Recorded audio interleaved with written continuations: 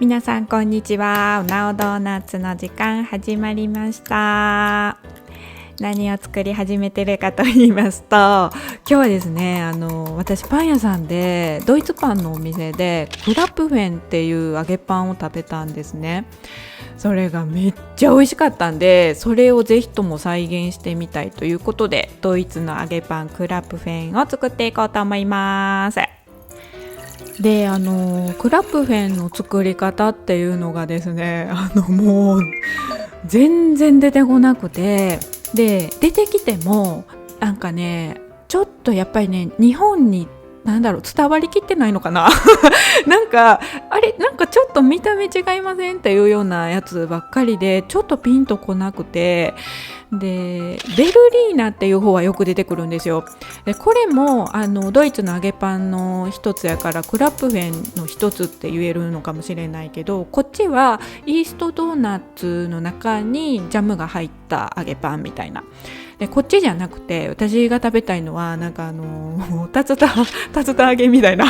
見た目の方のクラップフェンが食べたいんですね。この作り方がもう全然出てこなくて、ついにですね、なんかもうドイツのレシピサイトにまで行って探してで、ちょっと待ってくださいね、この画面の人すごいこれね、全然倍速とかにしてないんですよ。そのままのスピードやのにめっちゃ一生懸命かき混ぜて、ここですね、数分間火にかけて混ぜるんですって。でなんか鍋底に白い膜ができるのが大切ですって言われたんですけど、鍋底の白い膜ね、比較的最初の方からできててでも数分間混ぜるんですよねと思って、数分間って一体何分なんやろって思いつつ、なんかすごい混ぜてるんですけど、でもね、私以前フレンチクルーラーを作った時になんかね、天ぷらみたいなやつできたんですよ。でなんかここの工程があかんかったんかな、なんかあかんかったところがちょっといまいちわからないんですけど、なんかここそんなに火にかけなかった気がしてわからへんけど、ちょっと今日は多めに火にかけてみました。そしたらね、こんな感じでね、3分ぐらいだったらなんかトゥルンってしてきたんですよ。なんかトゥルンプルンって、で結構な感じで、もう鍋底ちょっと焦げそうみたいな感じなんですけど、なんか確かにトゥルンってしてきたなって思うぐらいで、結局どんぐらいかな、3分半ぐらいで火を止めました。そしたら、ボウルに移しまして、卵を3回ぐらいに分けて入れていきます。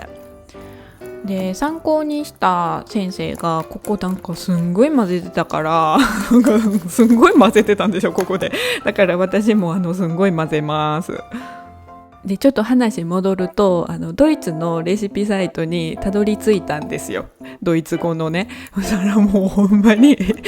わけわからんくて、ドイツ語そしたらなんか私はなんかその材料みたいだけなのに、なんかポップアップ出てきて、多分なんかそのドイツのレシピサイトのアプリ入れませんかみたいなやつやったと思うんですけど、なんか分からへんくて、でなんかそのポップアップを消すボタンも分からなくてなんかそのどれがキャンセルなんてなって、でなんかその多分色ついてるボタンは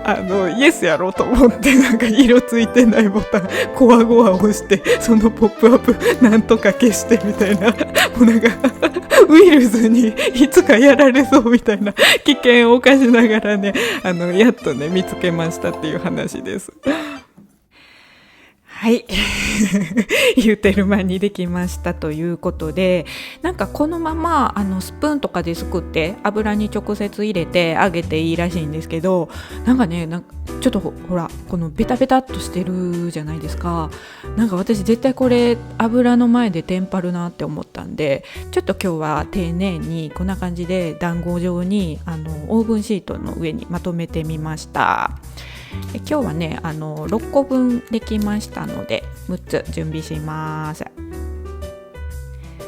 そしたら油の準備していきます。なんか低めの温度で結構長いこと揚げるらしいんですけど、私いつもなんか油の温度分かりませんとか言ってましたけど、見てください。じゃーんこれね友達からいただきました。ジャキーンということで、今日はこちらで温度測っていきたいと思います。でね、せっかくなんで自分が思ってた160度を当ててみようかなと思って、自分が160度って思うところで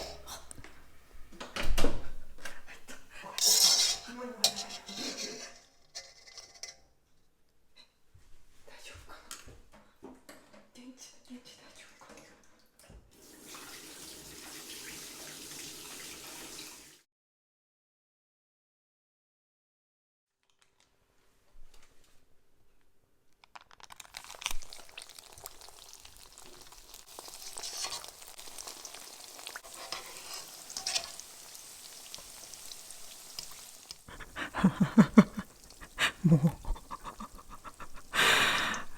まず本当に友達よ、ごめん本当にごめんちょっともう笑ってごまかせない、ごめんなさいほんまに調子に乗ってたわけじゃないんです。舞い上がってたの、ごめんほんまに。戻れることならなんかドイツのサイトのポップアップがとか言って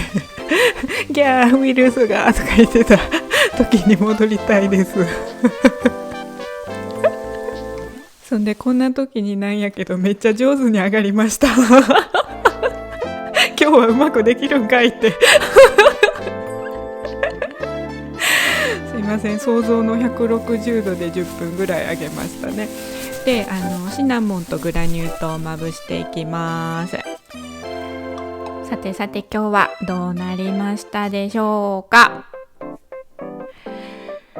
いろいろありましたけれども本当にいろいろあったんですけどいい感じです。見た目ちょっとこんなあまり可愛くないけど、本物もこんな感じでした。でちょっとね割ってみます。はい、ということでなんかこのねとろっとした感じもかなりお店に近い感じにできてます。じゃあちょっとねいただきます。めちゃくちゃ美味しい。お店のやつと一緒ちゃうってぐらい美味しくちょっと言い過ぎかもしらんけど美味しくできました。ほんでね、なんか日本の人のレシピやとレーズンしか入れない人が多いんですけど、なんかドイツの人のレシピ見てたらくるみとかねナッツ類をすんごいたくさん入れるんですよ。結構そのレーズンとくるみ類で粉の量と同じぐらいの量を入れてたので、私も今日は結構たくさん入れたんですけどナッツ類絶対入れた方が美味しいんちゃうっていう感じでしたね。でシュー生地を揚げてる感じなのでフレンチクルーラーみたいになるかなって思ったんですけど、なんかねそれよりもっとしっとりした感じ、なんかフレンチトーストの柔らかいところみたいな感じと揚げてるパンの美味しいところの感じがするから本当にねめちゃくちゃ美味しくできました。結構簡単なので皆さんもぜひ食べたことないよっていう人は作ってみてはいかがでしょうか。ということで本日の動画はここまでとなります。いつも本当にご視聴ありがとうございます。また見てね。バイバーイ。